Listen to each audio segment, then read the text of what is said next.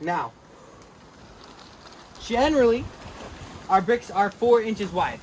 So what we'll do is, I'm gonna hop over here, is we'll have somebody stand over here and take a tape measure and measure 4 inches away from the edge of the foundation, because we need to have a big enough space for a brick to sit out here. And then they'll go to the end over there and take the same measurement, and that's how we know where to position this bottom edge, right? So like, yeah, we could do it both at the same time. I would measure here, and I forget your name.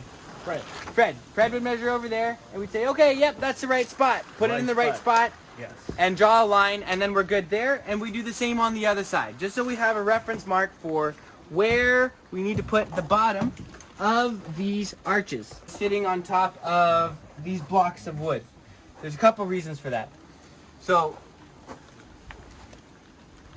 this crossbar right here is screwed into this little stack of wood. And then this little stack of wood, where is the DeWalt drill?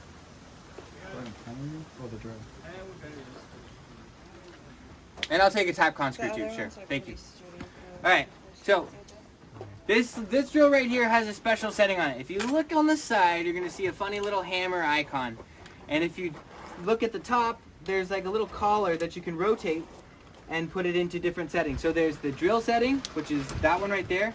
And then there's the hammer setting. And when you use it on the hammer setting, it's really loud. Are you ready? Go. Oh, God.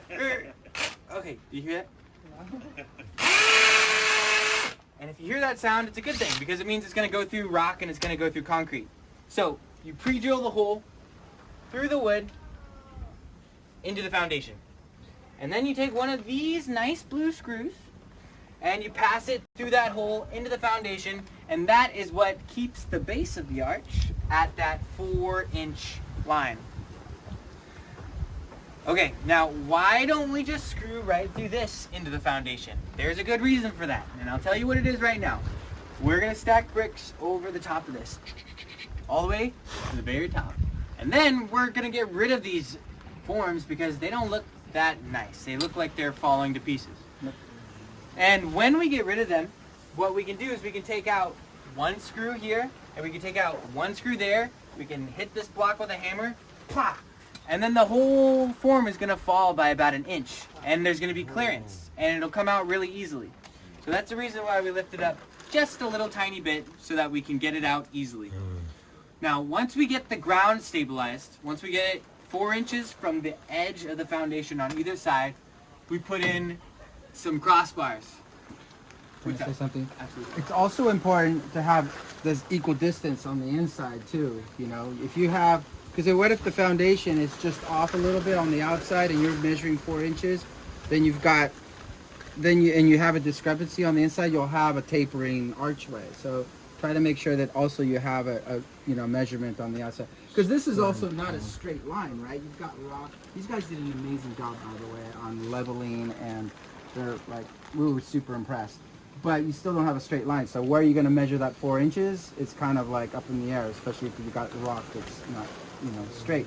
So also make sure that your inside is equal distant, parallel. Okay. Okay, and then another thing is to make sure that this line from like here to that end is level. That it is level, because that can sort of play a part when you're building the whole thing. All right, so it's sort of set on the ground the way that you want it to be. Now, as far as how far in, there are a couple of rules. Well, rules, I don't know. There's a couple of things to think about. Can I have the other tape measure that we brought here? Rules. Who likes rules? Okay, so eventually our compass arm is going to sit on top of this pole. And it's going to reach like right out to about, uh-oh, this is not a very good tape measure. Hang on, nope. I might need a stick instead of a tape measure. I think I'm going to use a stick. This is too flexible.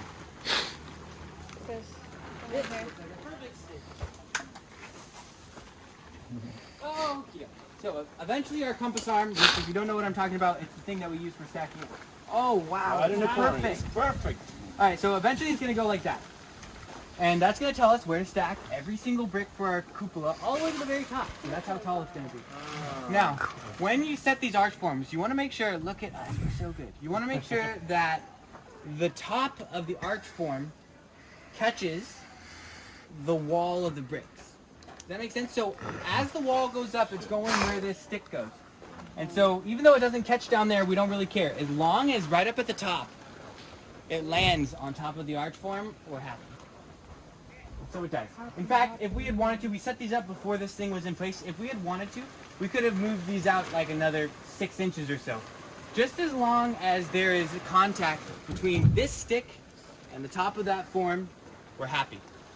And then another thing is that we wouldn't want to move, I should take this down. We wouldn't want to move these arch forms in too much more because as you can see, they would intersect with each other, right? We don't want them to crash into each other. We want a little bit of space so we can stack our first brick to create that shape. A nice spherical shape all the way around. Okay, so you want to just make sure that you have a nice contact at the top. And if you know how much of an overhang, if you look at the arch on all of their domes, you see how there's a slight outward taper. So if you know how much you want to taper it, set your arch form accordingly.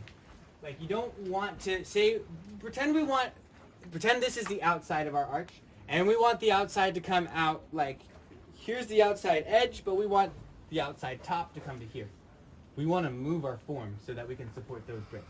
We don't want to be sticking those bricks out into space and like, oh geez, I guess I'll hold it with a stick because it's just really, really challenging. It's kind of like butch work, I guess is what you call it. Is a technical term. All right. So, anyways, those are the things to think about when you're building your arch forms and when you're positioning them. So the wood around it should have that same shape? The wood around it, no, it'll still be square, but you'll just make sure that it goes out far enough so that at the bottom, maybe your brick is going to sit here, but at the top, your brick is going to sit all the way up there. If you look at, like, see how it sticks off the end of the foundation? So that means that at the top, we'll be able to put our bricks all the way out to the end there, whereas at the ground, it's just going to come right to where the foundation is. Yeah, gotcha. Like an overhang. Yeah, exactly. You're going to have an overhang just for, like, keeping water from coming through the windows and whatnot. I have a question about the positioning of the arches. Okay. The spacing right here. Yep. This one's a little wider. Is that intentional? I don't think so. I think it's just variance in the operators. It's good to put some angle braces inside of this thing. And so the angle braces, with the cross brace and the angle braces, it keeps the thing from shaking. Like if I try to shake this side, it barely moves. Now check out this side. If I try to shake this side, it really moves. So this side needs those X's. See that one? Oh, I thought that was just the wind. That was you? Yeah, that's me. Okay, so that thing needs to, if you don't have these angle braces, it shakes and all your work just gets ruined. You stack your bricks, all the seams crack. And so there's a couple ways. This is a way of doing it. I like how you angled them outwards. That's kind of nice. The way that I usually like to do it is I usually like to put them going from here and then cut this thing a little bit shorter. So rather than being, oh, we have the Sawzall. I'm going to pretend like this is my scale because it is. Alright, will you just hold that for a second? Let's say we want to go a little bit past center. Let's say, make it 7 feet long. 7 feet is...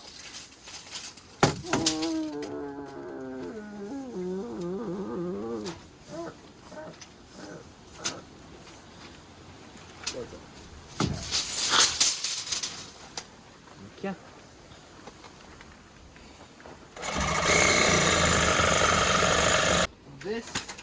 These braces should be screwed to this. Good.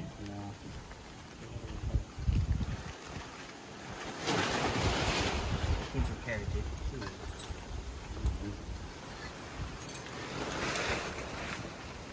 So make sure to pre-drill these because this wood is really hard and it will break your screws. Such a pain in the butt. Woo! Yeah, yeah, an inverted skate ramp.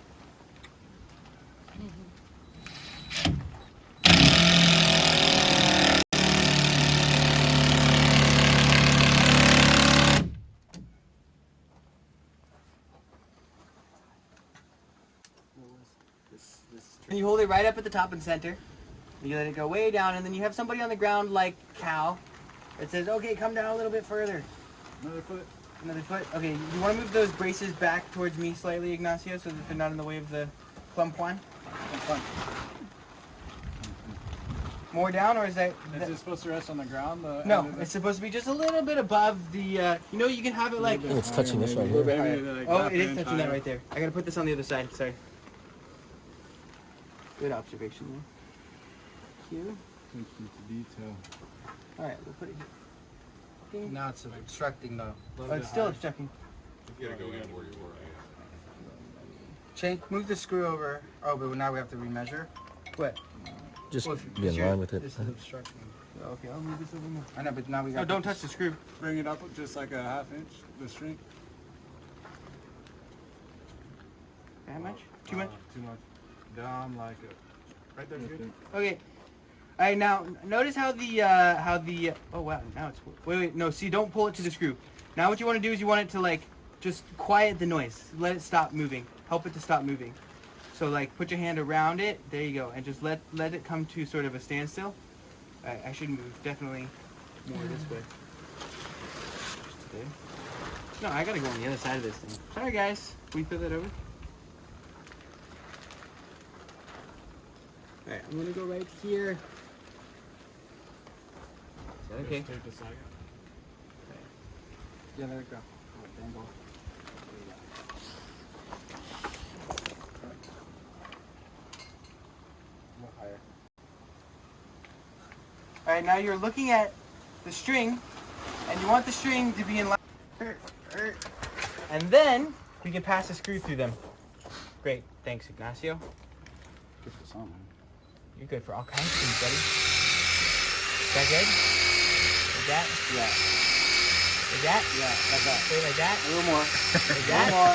Wait, like that? A little more. A little more. Like that? A little more. Alright. You guys are comedians too. Dun.